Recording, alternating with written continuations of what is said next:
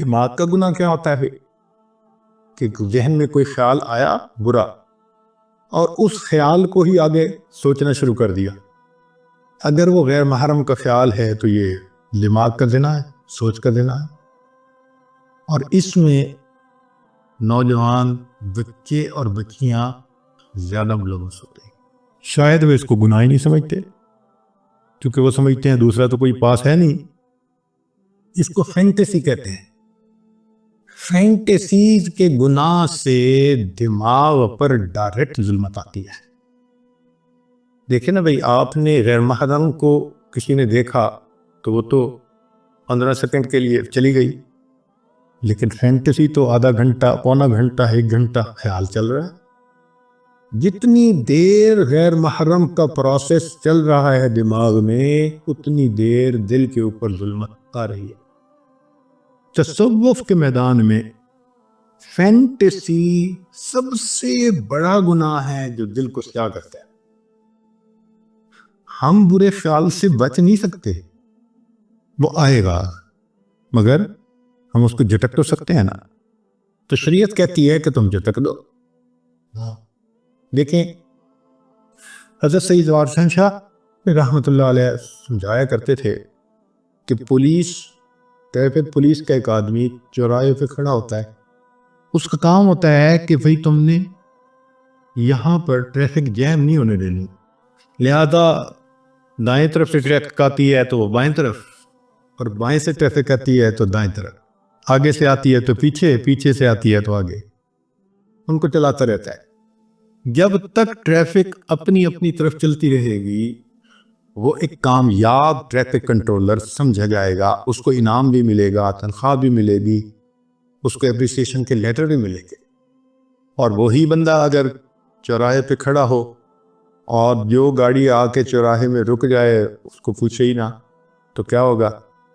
Traffic jam ہو جائے گی، تو اس کی ڈیوٹی بدلتی جائے گی، ہو سکتا ہے اس کو نوکری سے نکال دیا جائے. تو دماغ بھی چوراہے کی مانند ہے، اس میں نیک خیال بھی آتے ہیں، برے بھی آتے ہیں. شریعت کہتی ہے کہ نیک ہیں تو سوچو بے شک، اور اگر برا ہے تو ذہن سے جھٹک دو، جمنے نہ دو. تو ایک اصول کی بات یاد رکھیں، برا خیال ذہن میں آنا برا نہیں ہے.